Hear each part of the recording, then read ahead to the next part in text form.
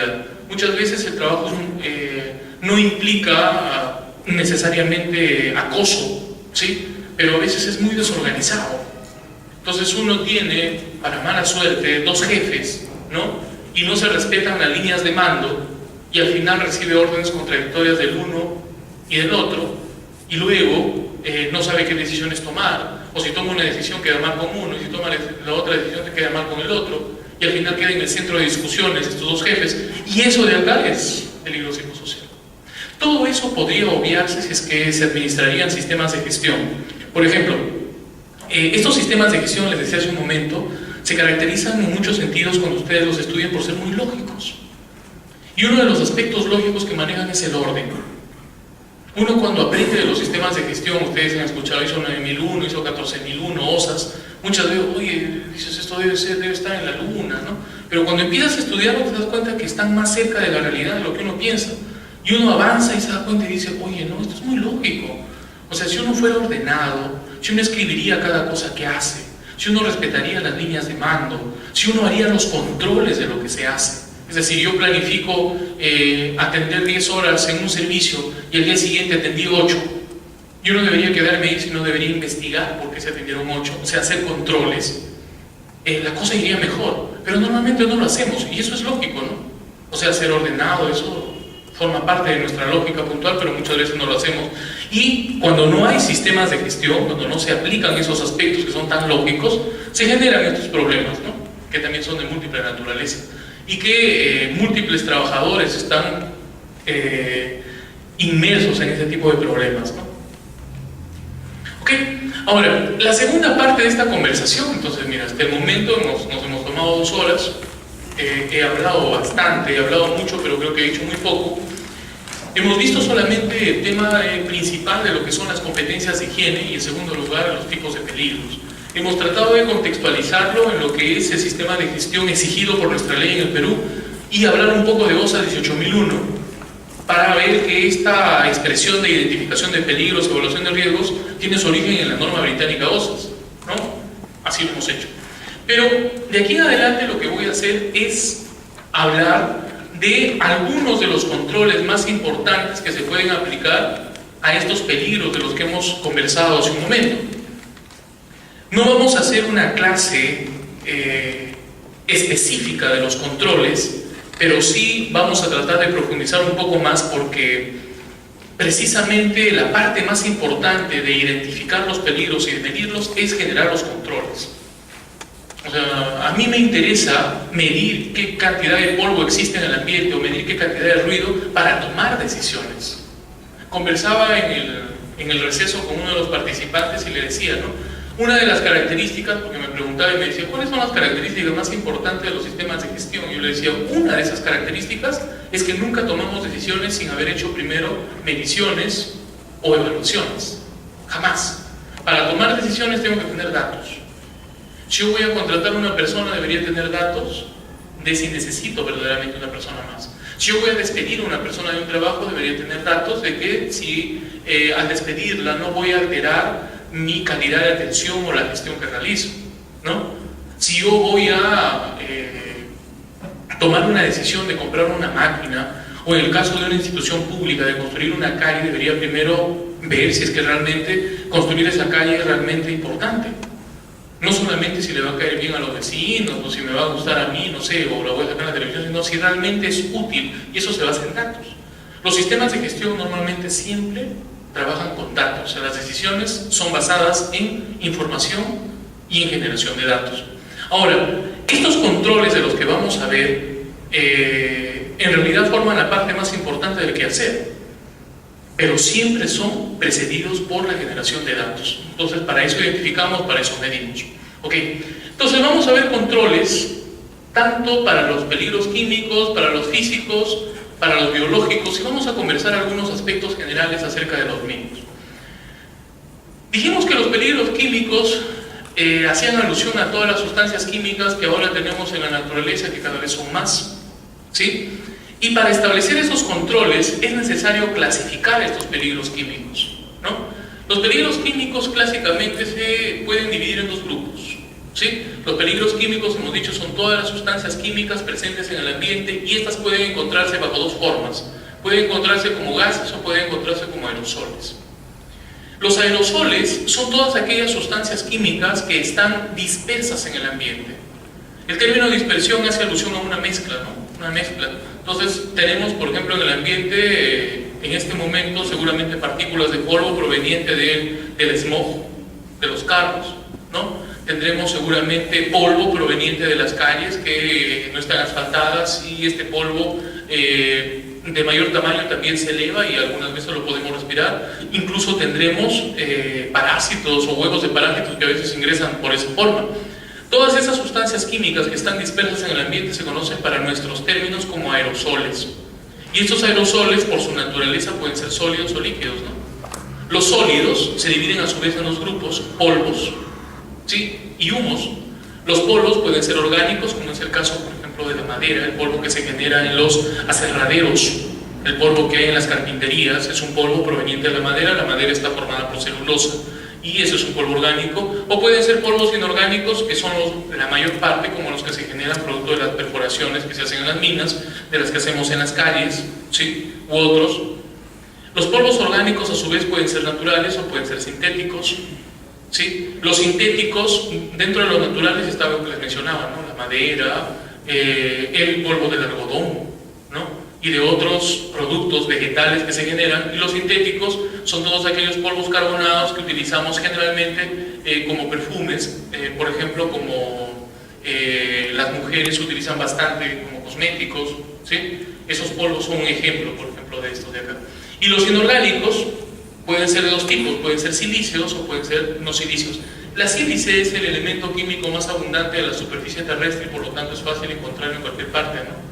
Generalmente lo encontramos en las perforaciones. Por mucho tiempo se pensaba que para que la sílice genere daño pulmonar tiene que ser producto de una perforación y salir en cantidades que tengan un tamaño muy pequeño, pero actualmente sabemos que no. Hace unos meses atrás se acaba de publicar un artículo en el Brasil en el que se observa que la silicosis en este momento, la silicosis es la enfermedad pulmonar de afectación por el sílice. La silicosis es más frecuente en agricultores que en mineros. En Brasil. ¿Y por qué? Porque ustedes dirán que los mineros se acabó el polvo. No, lo que pasa es que en minería se ha profundizado bastante en los controles, ¿no? Cada vez se está utilizando medidas como desde cosas simples como echar agua al polvo o poner los respiradores u otra cosa de aspectos de control que en agricultura no se hacía mucho. Entonces ahora Brasil, de manera genérica, ha publicado un artículo interesantísimo que ha cambiado la perspectiva con respecto a la silicosis, porque está publicando mayor cantidad de silicosis en agricultores que en mineros. Sorprendente, ¿no? Sorprendente. Y de repente nosotros también podría ser así. Ahora tenemos un gran auge del tema de la agricultura en diversas partes del país. Acá tenemos grandes agroindustriales, La Libertad, y tenemos otras en el país. Y posiblemente, como el tema de silicosis se le ha visto más en perforaciones, ¿no?, en construcción, de repente acá no se le ha prestado gran atención. Y dentro de los no silicios tenemos otros elementos como los no metales, ¿no?, el plomo, el arsénico, que se encuentran bajo estas características. Por otro lado tenemos los humos. Los humos son todas aquellas partículas sólidas que entran en contacto con el ambiente y que están dispersos formando aerosoles provenientes ya sea del trabajo industrial o de la combustión de biomasa, ¿no? O sea, de quemar partículas que en algún tiempo fueron seres vivos, por ejemplo madera, ¿no? Madera, tabaco, por ejemplo, eso genera humos, ¿no? En el caso de que la sustancia química dispersa en el ambiente sea líquida, utilizamos los términos de neblinas y nieblas, ¿no? Y vamos a ver qué es cada una de ellas, ¿no? Por otro lado, teníamos, les dije, los gases pueden ser de tipo verdadero, por ejemplo, lo que en este momento tenemos en el ambiente, el oxígeno, el nitrógeno, son gases verdaderos, pero también tenemos los vapores, ¿no?, posiblemente formando la humedad del ambiente que respiramos, el vapor de agua. Ese vapor de agua se tipifica dentro de este grupo, ¿no? Pero tampoco lo podemos ver. Aquí hay vapor de agua que no podemos ver, se tipifica acá. Y esas partículas líquidas que podemos ver son neblinas o son nieblas, ¿no?, que están por el otro lado y que se comporta ya como aerosol, o se denomina así. El problema de las sustancias químicas, a diferencia de los peligros físicos, es que las sustancias químicas tienen múltiples vías de ingreso. Por ejemplo, el ruido. En un ambiente puede haber ruido, pero el ruido normalmente va a ingresar por el oído o por las estructuras aledañas y va a generar sus daños de esa forma. En cambio, las sustancias químicas tienen múltiples vías de ingreso, ¿no? Pueden ingresar por la vía respiratoria, que es la forma más frecuente de toxicidad, puede ingresar por la boca, por la vía oral, puede ingresar por la piel, por la vía dérmica, puede ingresar por la vía auditiva también, o puede ingresar incluso por las mucosas, eso no está acá, por ejemplo las conjuntivas oculares o la mucosa oral, ¿no? Ahora, cuando hablamos de peligros químicos también hay que considerar acá incluso los medicamentos. Los medicamentos son sustancias que han ido aumentando en cantidad, en diversidad en los últimos años, que cada vez están más frecuentes a nosotros. Actualmente existe una gran cantidad de medicamentos que se han liberado de prescripción. Todo tiene su parte buena y su parte mala. Se ha liberado de prescripción porque se asume que algunas veces es un poco difícil encontrar una persona que te los prescriba o costoso. Entonces ahora puedes ir y puedes comprar antigripales, puedes comprar algunas sustancias en farmacia sin esas prescripciones, pero también son sustancias químicas que están dejando de ser controladas, ¿no?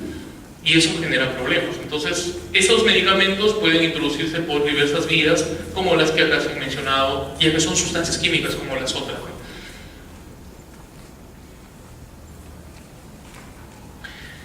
En el caso de las sustancias químicas, los peligros químicos, pueden ocasionar dos tipos de efectos.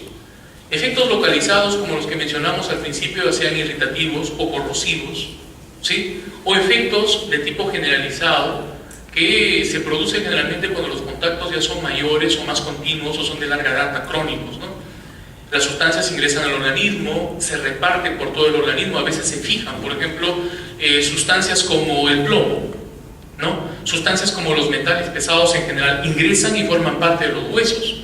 Normalmente en los huesos nosotros deberíamos tener calcio, pero en algunos casos anormales puede ingresar otras sustancias como el plomo, o formar parte del cabello o de otras partes del cuerpo de manera anormal, y cuando ya se acumulan en exceso generan algunos problemas de mayor cuantía. Entonces aquí tenemos, por ejemplo, miren, humos de plomo, humos de otros metales, aquí está la sílice libre, etcétera, ¿no? Que generan efectos ya generalizados. En el caso de la sílice se va y se acumula en el pulmón. Como la sílice es un polvo inorgánico, es imposible que el organismo lo pueda destruir, pero el organismo trata de destruirlo, y en ese proceso de tratar de destruir, el mismo organismo termina destruyéndose, pero la sílice queda ahí, ¿no? Y eso es lo que pasa en la silicosis o la enfermedad que se produce a nivel pulmonar por los polvos de sílice. Esos son efectos generalizados. Los efectos localizados son los que se producen en una sola parte del cuerpo. Ahora, ¿por qué lo estamos mencionando? Aquí hay muchas cosas más que conversar. Y esta no es una conversación de enfermedades. Es una conversación en términos generales para poder establecer los controles. Es decir, cuando yo, por ejemplo, tengo una sustancia química, yo ingreso a trabajar a un lugar y quiero hacer actividad de higiene. Lo primero que tengo que hacer es determinar mis peligros. Hay peligros que están en cualquier actividad, en cualquier trabajo sin excepción, los psicosociales y los económicos. Y luego tengo que ver ya los peligros que son individuales del trabajo. Estos dos están en cualquier trabajo. No hay trabajo que no tenga estos dos, los económicos y psicosociales. Pero luego tengo que determinar los demás: físicos, mecánicos, locativos, químicos, biológicos. Y cuando llego a los químicos, yo tengo que separar qué sustancias químicas hay. Entonces tengo que ver qué sustancias químicas habrá en el ambiente. Perfecto, ¿no? ¿Qué sustancias se liberan? De repente trabajamos en una fundición, acá se libera polvo, acá se libera arsénico, acá se libera mercurio, no sé. O de repente trabajamos haciendo perforaciones. ¿Qué se libera de las perforaciones? ¿No? Y tengo que hacer mis medidas. O de repente, adicionalmente trabajo con agua, tengo que ver qué sustancias químicas contiene el agua. O trabajo utilizando simplemente desinfectantes, tengo que ver qué cosas son esos desinfectantes. Estamos siendo muy superficiales en el manejo de las sustancias químicas, ¿no? ¿Cuántos de nosotros no utilizamos a diario insecticidas o sustancias deodorizantes en el ambiente de nuestras casas? Pero nunca nos hemos tomado la molestia de ver, por ejemplo, qué cosas contienen esas sustancias, ¿no? Si las vemos, no, pero la he visto, pero no entiendo nada, dice LTA, dice E51, E52, pues nosotros, acá viene nuevamente nuestro comportamiento, nosotros somos personas muy tolerantes, porque si seríamos intolerantes tendríamos que decir, oye, ¿qué contiene esto? Entonces voy a llamar al teléfono que dice acá tal sustancia y voy a decir, oye, ¿qué es esto? Quiero que me digas qué es esto. Y si no te contesta, yo te preocuparía. Si de repente irías a tus autoridades y dirías, oye, necesito que acá me publiquen qué cosas son estas sustancias, pero en sus nombres reales. No solamente me pongan códigos o iniciales. No hacemos eso. O sea, no sabemos qué cosa estamos botando al suelo, qué cosa estamos botando al aire, qué cosa estamos respirando. Entonces, yo me voy a hacer actividad, ya no estoy en casa, porque bueno, en casa cada quien hace lo que quiere, pero ya me voy a cumplir actividades de higiene. Yo debería ser muy meticuloso, especialmente con las sustancias químicas, y hacerme una larga relación de sustancias químicas que utilizamos. Por ejemplo, voy a trabajar en este ambiente de trabajo, seguramente tendré que ver si utilizan lejía o utilizan algún desinfectante, ver qué sustancias tienen esos desinfectantes, con qué limpian las lunas, si utilizan algún insecticida, si utilizan algún ambientador, qué sustancias tiene el ambientador, aunque parezca que son cosas pequeñas. No son cosas pequeñas, porque lo que sale de ese ambientador, que es un aerosol, nosotros lo vamos a respirar durante todo el día, ¿no? Entonces, deberíamos ver todo eso y luego analizar qué efectos son los que generan, tanto localizados como generalizados, porque eso me va a permitir ver los daños y determinar mis controles. En el caso de acá, posiblemente sean controles de accidentabilidad, y en el caso de acá, controles de enfermedad ocupacional. Si es que yo no hago esa secuencia de manejo, posiblemente no esté realizando adecuadamente mis actividades de higiene. Otro concepto que es importante dentro de la valoración de estos peligros químicos son los denominados límites permisibles, ¿no? Los límites permisibles se refieren a concentraciones de las sustancias químicas, o también se aplica para los peligros físicos, en este caso a niveles de energía razonables, en los cuales las personas que trabajan pueden estar expuestos a estos químicos o a estas formas de energía o peligros físicos durante el tiempo de trabajo, sin sufrir molestias ni daños a su salud. Por ejemplo, 85 decibeles en 8 horas. Ese es un cálculo al que llegó NIOSH, un organismo de los Estados Unidos, luego de hacer estudios en diferentes grupos poblacionales, en diferentes grupos raciales y durante distintos tiempos de trabajo, y logró determinar que el oído humano sufre un daño irreversible, ¿sí?, a la audición cuando los niveles sobrepasan los 85 decibeles en 8 horas de trabajo.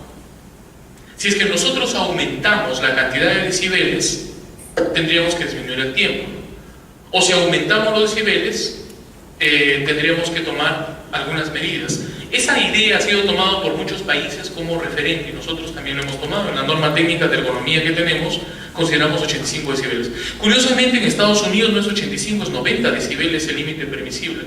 90, interesante. Estados Unidos ha tomado 90, y eso es lo que ha determinado OSHA, que es un organismo que en Estados Unidos determina esas medidas. Es importante que les hable de esto. En el país nosotros no tenemos organismos que se encarguen de este tipo de cosas. Y es algo ilógico que cuando vayamos a nuestros documentos nacionales muchas veces nos manden a documentos de otros países. Es ilógico hasta el momento en que comparas. Vamos a suponer que tú estás trabajando algo de, no sé, de derecho, ¿no? Entonces se produjo la violación de los derechos de una persona en el Perú, y tú vas a buscar en alguno de tus códigos, si eres abogado, el código civil, el código penal, no sé, eso lo saben los abogados, y encuentras algo que dice, ¿sabes qué? Si quieres profundizar más, ve al Poder Judicial de Estados Unidos. Te parecería ilógico, ¿no es cierto? Dirías, oye, pero se supone que nosotros como país deberíamos tener nuestras propias reglas, ¿cómo vamos a ir a mirar a otro país? Pues eso de ahí es lo que pasa en los temas de higiene y seguridad en nuestro país. Tú te vas y coges un libro de higiene y seguridad, un manual de higiene en nuestro país, y dice, ¿no? Eso está hasta en el Decreto Supremo 055. Tú te vas y dice, encuentras en los anexos y dice, ¿no? Para mayor referencia, por favor, consultar con los registros de NIOSH o de OSHA. Yo he visto incluso que en nuestro país, he visto aquí en Lima, acá en Trujillo también, que están dictando interpretaciones de las normas de la OSHA. Yo me quedo sorprendido. Digo, pero OSHA es Estados Unidos, es como si acá estaríamos enseñando legislación del Brasil. O en Brasil estarían enseñando legislación del Perú, pero ese extremo hemos llegado. Ahora, estos organismos, los dos, en Estados Unidos hay dos organismos importantes, dos instituciones en Estados Unidos, que es bueno que mencionarlas porque también puede ser que algunos, yo sé que no todos, pero algunos lo pueden confundir con algunos de los términos que estamos mencionando, especialmente uno que estoy repitiendo bastante, que es OSAS. Yo he hablado hace un momento de OSAS, ¿verdad? OSAS 18001.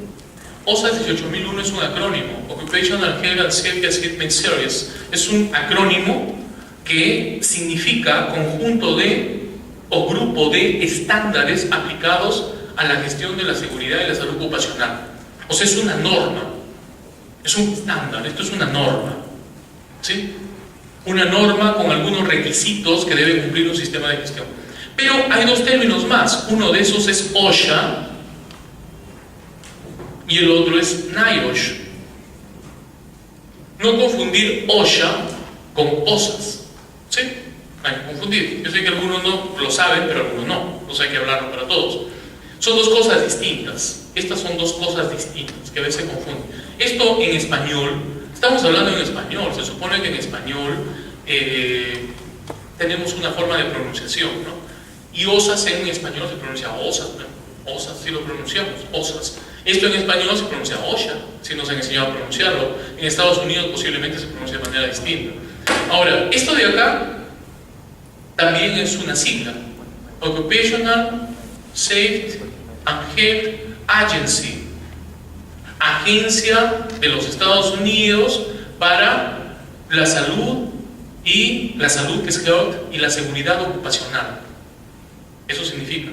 Y otra institución en Estados Unidos es NIOSH, National Institute of Occupational and Safety and Health, Instituto Nacional de los Estados Unidos para la investigación de la higiene y la seguridad ocupacional.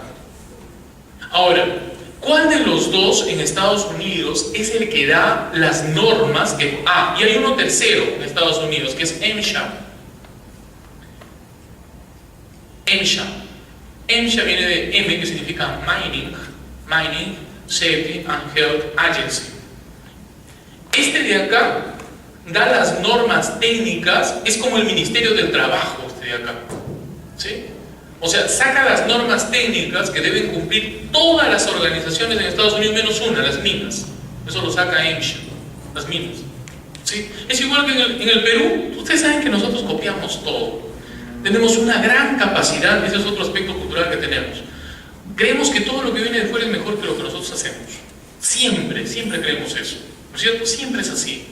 Entonces copiamos modelos, en vez de ponernos a pensar, sentarnos a una mesa y decir, a ver, ¿qué será lo mejor? No hacemos eso, copiamos. Hay una estrategia que consiste en eso, y los japoneses incluso la han desarrollado, ¿no?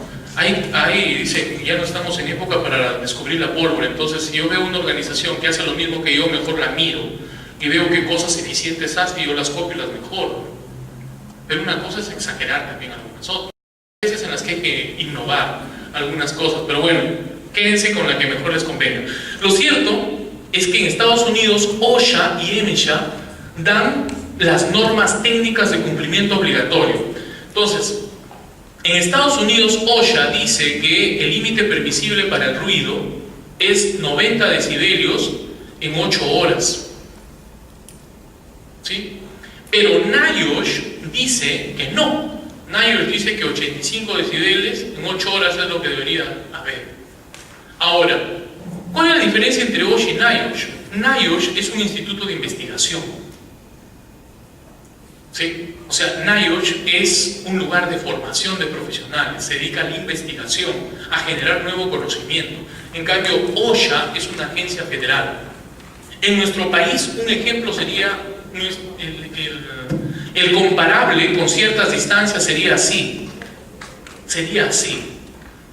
Nuestro NIOSH, una de nuestras instituciones NIOSH, una de esas sería el CENSOPAS. El CENSOPAS. ¿Sabían que existe eso? De repente algunos nunca lo han escuchado. El CENSOPAS es el Centro Nacional de Protección del Ambiente y de la Salud del Trabajador. No, Centro Nacional de Salud Ocupacional y Protección del Ambiente para la Salud. Largazo. Así se llama, CENSOPAS, creo que pues nadie lo conoce. El CENSOPAS en el país es una dependencia del INSO, del INS, el Instituto Nacional de Salud. Y el INS es una dependencia del Ministerio de Salud.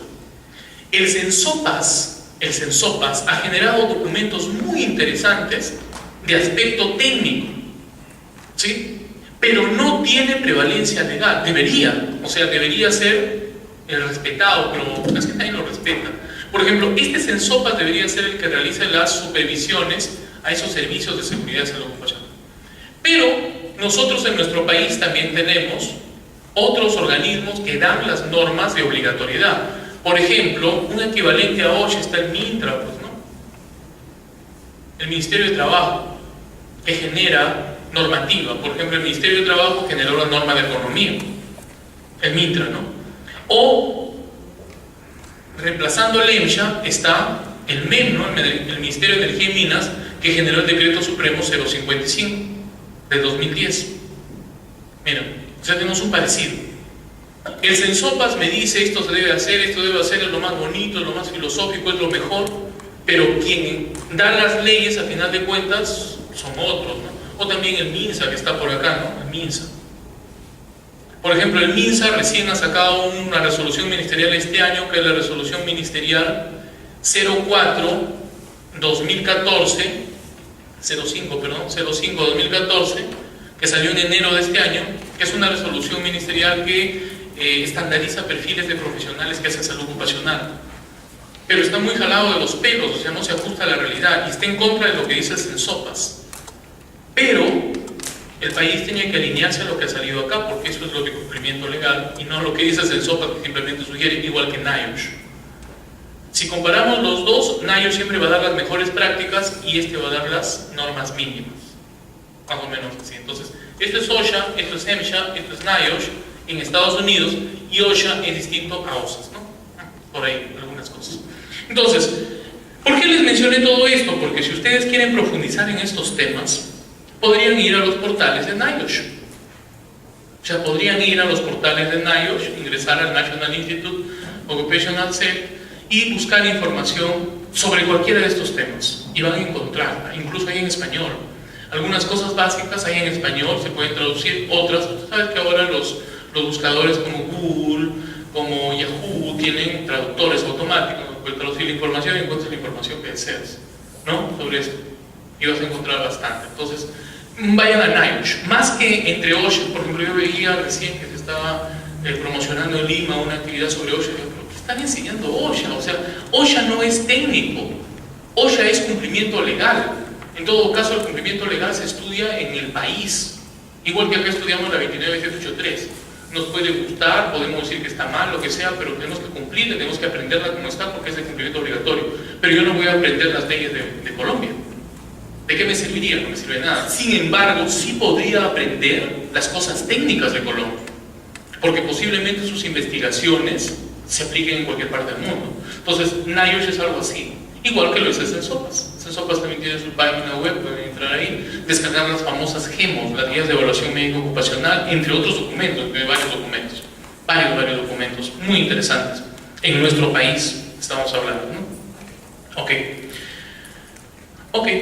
Dentro de lo que son los peligros químicos, dijimos que habían gases y vapores. Los gases y vapores normalmente tienen efectos de este tipo, ¿no? Algunos son irritantes locales, por ejemplo, el ozono, que se genera producto de la combustión de los hidrocarburos de los vehículos. Los anhídridos de halógenos, los ácidos en general, pueden generar irritación tanto de piel como de las mucosas. Los asfixiantes, tenemos el monóxido de carbono, el nitrógeno. El monóxido de carbono es muy conocido. Dentro de los nitrogenados está el cianuro. Y anestésicos se refieren a aquellos que hacen perder la sensibilidad, como por ejemplo los solventes industriales, ¿no? Los derivados también de hidrocarburos, generalmente los que son cíclicos, pueden causar este tipo de daños generales, y ahí los mencionamos. Aquí están los aerosoles. Hace un momento comentamos de estos aerosoles. Solamente nos faltaba conversar de estos de acá un poco más, y de las neblinas y de las nieblas. Los aerosoles sólidos, que se conocen con el nombre de humos, porque les dije, los aerosoles sólidos pueden ser polvos o humos. Los humos son aquellos que se generan por combustión, y acá en inglés se distinguen dos expresiones, una que es fume y otra que es smoke. El smoke, que también se llama hollín, son las partículas formadas por la combustión de materiales orgánicos, o sea, de biomasa. Por ejemplo, madera, por ejemplo, tabaco, ¿no? Carbón de hojas secas. Ustedes saben que todos los seres vivos, cuando mueren y son utilizados como combustible, se conocen como biomasa, ¿no? Entonces, la combustión de la biomasa me genera esto, ¿no? ¿Sí? Pero también puedo encontrar acá los derivados, los combustibles fósiles, ¿no? Derivados del petróleo. Eso genera smog.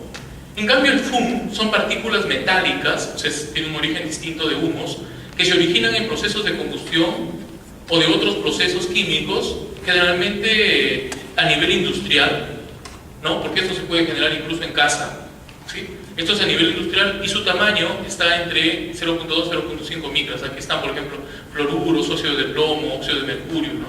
Que se encuentran generalmente como parte de las emanaciones industriales, ¿sí? Estos son los humos. Y las neblinas y las nieblas, miren, ustedes han visto que cuando utilizamos uno de esos ambientadores, se ocasiona un espectro que es perfectamente visible, obviamente, de partículas líquidas que se dispersan en el ambiente porque es la expresión adecuada. En ese caso estamos hablando de una niebla, ¿verdad? Como lo que se genera cuando una persona fumiga, miren, ¿sí? Al fumigar, miren, veo una persona que está fumigando, sale el líquido que se dispersa en el ambiente en pequeñas gotas, como los rocíos, que se distienden ampliamente. Eso se conoce con el nombre de nieblas. En cambio, las neblinas, que se conocen también como brumas, son aquellas que se generan producto de la condensación, es decir, del paso de los gases, de los líquidos, ¿no? Y cambios de estado físico, y la diferencia con estos es que su tamaño es mucho menor, ¿no? De 0.01 micrómetro a 10 micrómetros, a diferencia de esto de acá, miren, que tiene 2 a 60 micrómetros, que son las nieblas, y que son más fácilmente visibles, ¿no?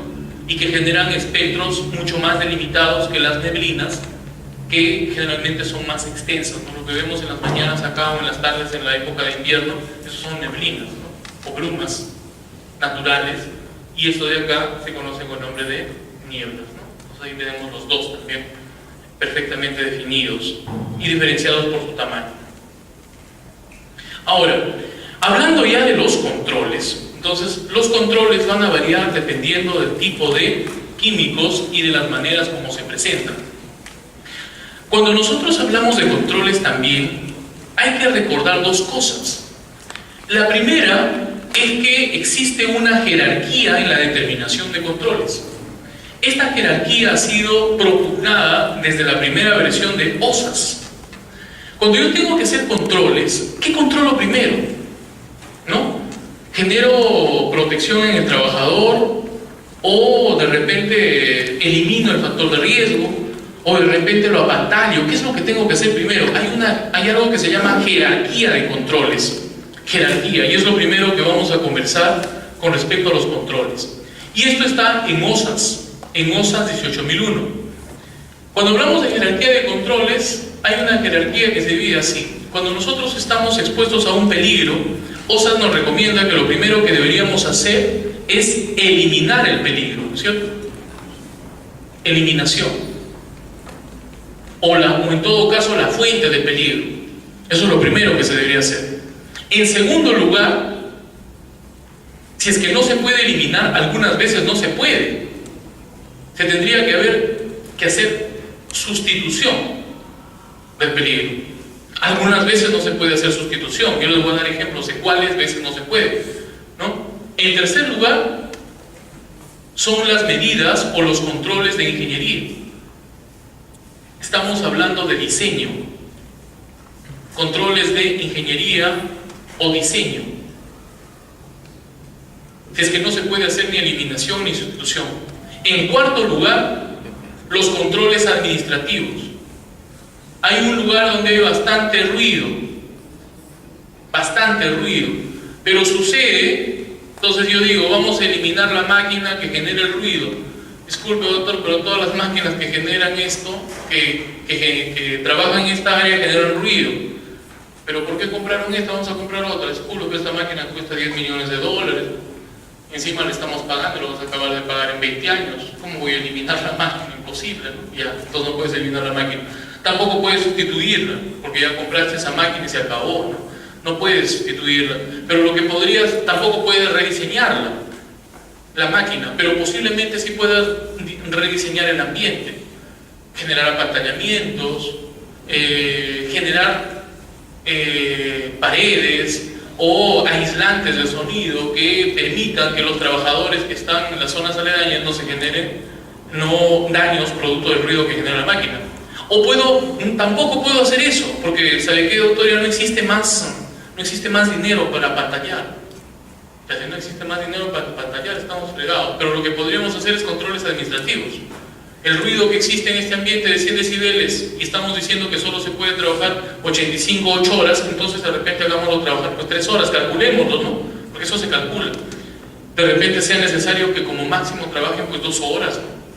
Si está más, eso es un control administrativo. O de repente empiezo a rotar personal, ¿no?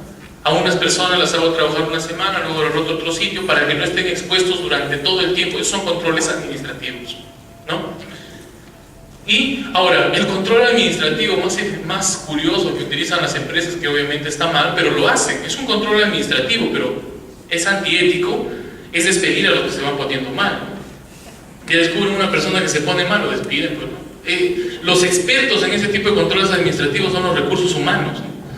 Por eso es que siempre están preocupados por saber cómo salen los resultados de los trabajadores. Siempre están preocupados. ¿Cómo salió, doctor? ¿Sigue sordo? ¿Está más sordo? ¿Por qué? Porque de ahí ya lo despiden, pues, ¿no? Eso es un control administrativo, pero obviamente es un control antiético, ¿no? No debería ser así, pero es un control administrativo. Y el quinto de todos estos es el equipo de protección personal, ¿no? El EPP, el quinto. Esta jerarquía de controles, que así se llama, es la jerarquía propugnada por OSAS 18001. OSAS 18001. La jerarquía de controles ha ido evolucionando a lo largo del tiempo, ¿no? Ha evolucionado mucho. Si ustedes van a los libros de seguridad, a los libros de higiene, un libro de higiene bastante interesante que yo les recomiendo, que es el libro de higiene de Palagán Rojo. Es un libro muy interesante, de varios que he podido consultar en algunas partes. Ese es el que más me ha gustado. Es un libro muy completo, me ha gustado bastante y se los recomiendo para que lean. Van a encontrar en la historia, porque hay un capítulo que habla de la historia de estos controles, cómo estos controles han ido cambiando con el tiempo. La jerarquía, me refiero, la jerarquía. Cuando recién aparecieron, por ejemplo, se determinó, y me ayudó a entender eso porque yo fui a Brasil hace un par de años atrás. Y en Brasil, algo que acá sigue existiendo, en muchas empresas se ha proscrito, por ejemplo, utilizar esa expresión, actos subestándar, actos inseguros, no se utiliza, se proscribe. ¿Por qué? Porque hablar de acto inseguro hace alusión a un comportamiento humano y eso hace pensar que es el ser humano, el trabajador, el que está más o principalmente vinculado con el accidente. Y eso yo lo escucho con mucha frecuencia. Y cuando yo fui allá me empapé de una filosofía muy diferente de ciertas empresas, porque decían, no, eso es mentira. El ser humano no es perfecto, tampoco es completamente imperfecto, pero echar la responsabilidad prácticamente completa a su comportamiento en el tema de seguridad no es correcto. No es correcto. Porque primero deberían verse condiciones externas a las relacionadas con el trabajo y ver su comportamiento simplemente como un punto más dentro de las condiciones del trabajo. A veces es difícil de entender. Cuando yo analicé la historia de esta jerarquía de controles, esto está en OSAS en este momento, en la versión 2007, me he dado cuenta de que eso ha cambiado con el tiempo. Había una época en que lo primero que ponían acá no era ni eliminación ni sustitución, sino ponían acá, por ejemplo, capacitación. O sea, dentro de los controles estaba capacitar al personal. Como punto número 1, capacitarlo, inducirlo, ¿no? O sea, va a haber un peligro, lo primero que tengo que hacer es capacitarlo. Capacitarlo, por ejemplo, para la máquina de ruido. ¿Cómo? ¿Qué le vas a decir? Que se aleje de la máquina, ¿no? Que no le haga caso a la máquina. No encaja mucho, ¿no? Si hablamos ya en el modelo actual, capacitación quedaría por acá, ¿sí? Como un cuarto punto, ¿no? Que es control administrativo, que están las capacitaciones. controles administrativos. Pero inicialmente en esa historia de la jerarquía de controles, en algún momento se ha propuesto que la capacitación esté por acá porque se asumía que la mayoría de accidentes pasaban por que el trabajador o incumplía los procedimientos, o era tendiente al riesgo, o era malcriado, pero no hacía caso de la seguridad. Entonces, lo más importante era capacitar por acá. Eso ha cambiado, ahora ha quedado como un control administrativo en cuarto lugar, según OSA, la jerarquía de controles. Primer aspecto, entonces, eso hay que tomarlo en cuenta. Lo último que damos son los EPPs, cuando ya no se puede, o como complemento damos EPPs. No sería lo primero que deberíamos dar. Otro aspecto a comentar acá, antes de avanzar, es que los controles se pueden aplicar a 3 niveles, que es diferente. Cuando uno determina controles, los controles se pueden aplicar a 3 niveles. Se puede aplicar el control al trabajador, al que le podríamos llamar receptor, trabajador. Se puede aplicar controles al trabajador. Por ejemplo, ejemplo de controles al trabajador, EPP. Otro, inducción, capacitación, entrenamiento. Ese es un control a nivel trabajador, porque yo no voy a inducir a la máquina. Yo voy a decir, ¿sabes qué? Mira, haces menos ruido con ese trabajador. Eso no se puede. Entonces al trabajador. También puedo hacer controles en el medio, o puedo hacer controles en el foco, donde se origina el peligro. Ahí puedo hacer controles. No siempre puedo hacer controles en los 3. Y hablando de jerarquías, no siempre puedo seguir el orden. Por ejemplo, ¿en qué circunstancias yo no puedo eliminar un peligro? Ya les di hace un momento un ejemplo. Hay circunstancias en las cuales uno llega y las máquinas pues van a generar necesariamente ruido, o de repente vas, colócate, este es un policía que dirige el tránsito y lo hace en una vía congestionada debajo de un puente. Ustedes saben que los puentes actúan como resonantes de sonido. Si normalmente el ruido externo puede ser 75-80 decibeles en una calle concurrida, a veces un poco más, en una zona de puentes, si ustedes han estado alguna vez en uno de estos puentes de la vía expresa, en la parte inferior, se van a dar cuenta que el ruido es muy fuerte. Debe llegar a 100 decibeles, 95, 98 decibeles, fuertísimo, ¿no? Entonces, si el trabajo consiste en controlar el tránsito o de repente cobrar el peaje en una de esas casetas, eliminar el peligro sería pues tirarte abajo el puente. Claro, ¿no? Porque si te tiras abajo el puente, el ruido va a ser menor. Entonces no se puede, es imposible. O de repente, una persona con riesgo biológico, una persona que tiene que sacar sangre, en un hospital hay personas que sacan sangre. La eliminación del peligro, ¿cuál sería? No sacar la sangre. Entonces no se puede. O sea, hay veces en las cuales los controles no se pueden. La sustitución, lo mandamos a otro puente, ¿no? O en vez de que le saque a una persona, tenemos que le saque a otra, aunque ya razón de cero. O sea, tampoco puedo la sustitución. Controles de ingeniería, sí se podría. Por ejemplo, en este tema de sacar la sangre, se ha cambiado, ¿no? Se ha modificado. Antes se sacaba con las agujas convencionales, ahora utilizamos otros dispositivos. Se ha evolucionado, ¿no? El control del diseño, ¿no? Incluso se ha rediseñado la forma como tiene que colocarse el brazo, etc. Controles administrativos también se puede hacer. Si tú sacas sangre a 100 personas en un día, tu riesgo es mayor a que si sacas 50, ¿no? Obvio. Entonces lo que podrías hacer de repente es distribuir los turnos. O sea, esos son controles administrativos. Y por último, pues utilizar guantes para que no te hagas de sangre de repente. Y estrategias para que no te pilles. O sea, hay jerarquía de controles. Y lo otro es ver a qué nivel voy a determinar el control. Lo determino a nivel de la fuente que me genera el peligro, lo determino a nivel del medio que me transmite o facilita la transmisión del peligro, o control a nivel de trabajador. ¿Sí? Entonces, conforme vayamos avanzando, aquí hay controles o comentarios de controles a esos niveles y con esa jerarquía. Son dos cosas distintas, pero hay que tomarlas en cuenta, ¿no? Jerarquía de controles y niveles de control. ¿A qué nivel controlo y con qué jerarquía lo estoy haciendo? Perfecto. Acá, por ejemplo, hay métodos de control a nivel del foco. Vamos a ver esto para que no entre en suspensión. Niveles de control a nivel del foco. Por ejemplo, a nivel del foco se puede hacer diseñar, lo ideal sería, ¿no? Es por eso que es distinto empezar un negocio, una empresa, una organización de cero, a empezarla a partir de algo viejo, ¿no? Hay un paradigma que utilizan los ingenieros que dicen, ¿no?, que cuando una estructura está vieja es mejor tirarla abajo que en vez de estarla construyendo y construyendo. Eso también es un paradigma cultural para nosotros. ¿Sí? Nosotros tenemos la idea de mantener cosas viejas. Los centros históricos. Cuando hay un sismo, toda la gente lo va a aplastar. Eso va a pasar. Los centros históricos, todo viejo. Ustedes se van a Lima, acá mismo hay casas que son muy antiguas, muy viejas, que no dejamos que las tumben, porque pensamos que conservar esos vejestorios es cultura. Cuando en Europa completa han destrozado las guerras mundiales y las han reconstruido las Europas. Las han reconstruido. Y no crean que los europeos han reconstruido mirando su foto de cómo era en el pasado, sino que han reconstruido rediseñando un mejor futuro, ¿no? En alguna oportunidad estaba viendo cómo reconstruyeron los ingleses parte de su centro histórico luego de que los alemanes los bombardearon en tiempo de Churchill.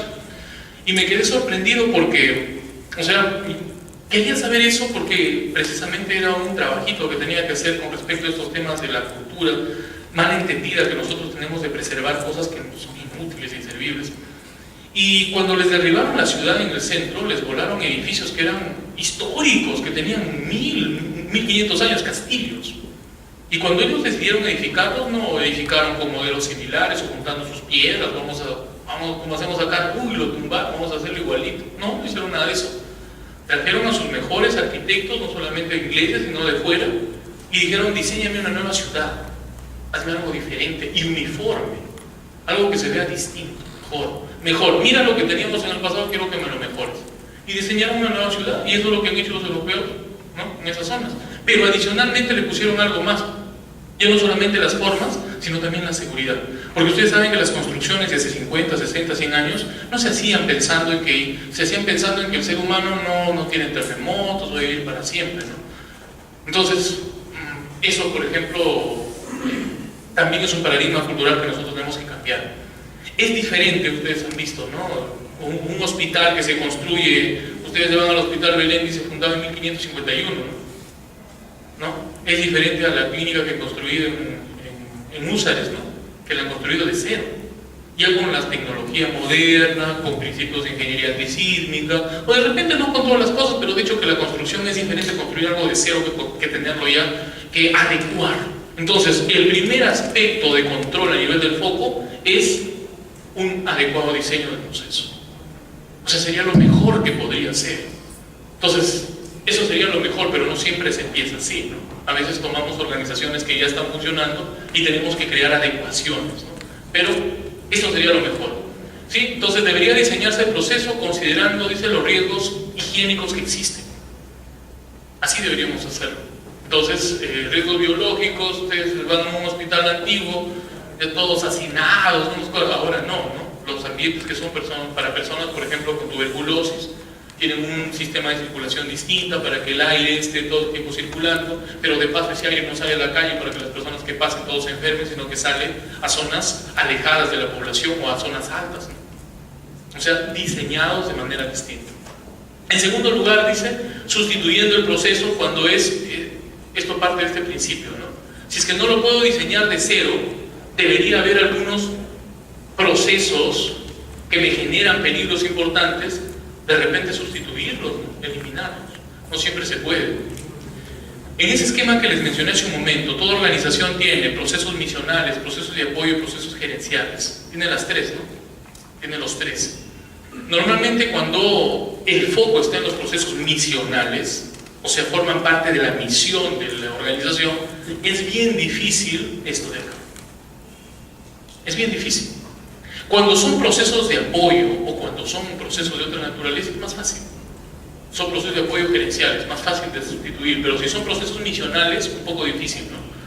Yo fui a fue una de las preguntas que siempre hacen los estudiantes y que terminan con una respuesta que al final era obvia, pero que en ese tiempo no la sabías. Fue una procesadora de carnes hace muchos años atrás, cuando recién estaba empezando en ese tema.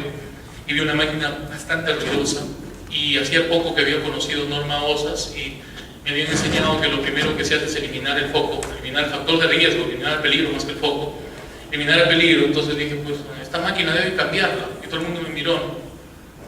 Y me dijo que se rieron, y era la máquina que procesa las carnes, pues, ¿no? ¿Cómo vas a cambiar el misional? Y era una máquina que habían comprado hace un año, que les había costado como 15 millones de dólares, ¿no? Pues jamás la iban a cambiar. Entonces cuando me miraban no sabía nada, y era obvio que no sabía mucho. Entonces no se puede, ¿no? No se puede hacer algunas cosas, es imposible, no se puede hacer, pero sería lo ideal, ¿no? Escribiendo el producto. Generalmente se puede cuando son procesos de apoyo, procesos gerenciales, pero no misionales. Ustedes dirán, pero los procesos de apoyo no son los más importantes. Es que hay procesos de apoyo que son muy importantes. Muy importantes. Por ejemplo, manejo de residuos sólidos. Tú tienes una empresa que se dedica a su core, ¿cuál es? De repente es minas, ¿no?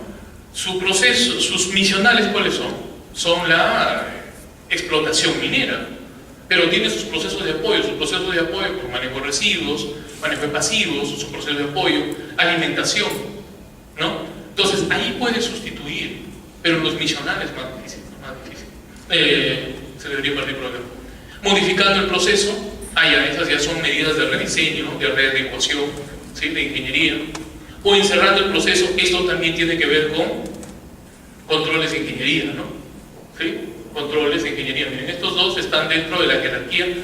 Esto de acá está de acuerdo a los niveles en que yo puedo aplicar el control, y es posible que varios de estos apliquen dentro de una misma jerarquía, ¿no? Por ejemplo, acá modificación del proceso o encerrando el proceso, esto forma parte de controles de ingeniería, ¿no? Es el tercer nivel en jerarquía. Podría ser eso. Aislando el proceso, esto también apantallando, aislando el proceso, ¿sí? Entonces, aquí había una máquina que me generaba gran ruido, pues ¿qué tal si la aislamos, ¿no? La aislamos con métodos especiales, con la finalidad, utilizando no siempre materiales incluso costosos, no necesariamente. Actualmente la tendencia es a generar medidas de gran impacto con bajo costo. Esa es una tendencia y es una moda, y es la forma como los de seguridad, salud en el trabajo están superviviendo a nivel mundial. Lo que pasa es que seguridad y salud en el trabajo termina siendo un proceso de apoyo, no un misional. O sea, si tú pones una empresa para fabricar autos, tu misional es fabricar autos. Si tú pones una empresa para vender pollos, tu misional es vender pollos. Pero dentro de ese misional vas a tener seguridad y salud en el trabajo. No es misional, es un proceso de apoyo. Los procesos misionales siempre son, las inversiones que se hacen en misional siempre son aceptadas por los gerentes. Pero lo que es apoyo, no. Apoyo dice, oye, pero eso no me va a producir. Pero es apoyo, pues no me va a producir. ¿No? ¿Por qué tengo que invertir más en apoyo? Entonces, el tema de seguridad y salud en el trabajo, también existen estrategias para que se suelte dinero a nivel de las empresas, que es otro punto. Y dentro de estas estrategias está, por ejemplo, esto que les acabo de decir, medidas de gran impacto pero de bajo costo. Entonces yo puedo ir al empleador y decirle, exponerle, mire señor, lo único que necesito son 100 soles y yo le voy a disminuir la cantidad de sordos, le voy a disminuir la cantidad de denuncias, le voy a disminuir la cantidad de pasivos, le voy a disminuir un montón de cosas. Eso te gusta. ¿Cuánto vas a gastar? Vas a gastar 1000 soles. Bueno, dice, ¿no? Porque otra cosa es que le lleves un montón de costo. Entonces, el apantallamiento estratégicamente se puede hacer con muchas cosas, que a veces material reciclado, que no es demasiado, pero que genera un impacto importante, ¿no? El apantallamiento. Entonces, aislando el proceso, utilizando métodos húmedos. Esto de acá se aplica, por ejemplo, para el polvo, ¿no? Los que han trabajado en mina lo saben, ¿no? Entonces, se utiliza bastante. Cuando hacen las perforaciones, ¿no? Esa también, ¿no? Yo recuerdo mucho, esa no fue una pregunta mía, fue una pregunta de mis compañeros, que decían, oye, ¿por qué echan agua cuando perforan? ¿No gastan mucha agua? ¿No? Y eso se hace con la finalidad, sí, ¿no? Esas son las preguntas de alumnos, ¿no? Oye, ¿por qué echan agua? ¿Por qué echan agua? Echan agua con la finalidad de que el polvo precipite más rápido, y con eso generan una medida de control a nivel del foco, o sea, a nivel del medio, a nivel del medio, ¿no? Eso es lo que se hace. Y con eso se disminuye la cantidad de polvo que puede llegar al trabajador, a pesar de que el trabajador está con el respirador, Entonces, utilizando métodos húmedos, ¿sí? Un correcto mantenimiento es importante, ¿no? Dentro de los sistemas de gestión, el mantenimiento de equipo, el mantenimiento de maquinaria, implica siempre un aspecto muy importante, ¿no? el mantenimiento correctivo, mantenimiento preventivo para estas circunstancias. La extracción localizada, el ejemplo de esto es una pollería. Ustedes han visto, se van a las pollerías y encuentran encima de los hornos, de las parrillas, siempre esas campanas extractoras de los humos, ¿no? ¿Para qué? Para que el humo directamente sea tomado de la fuente de donde se origina y sea eliminado al exterior sin que se disperse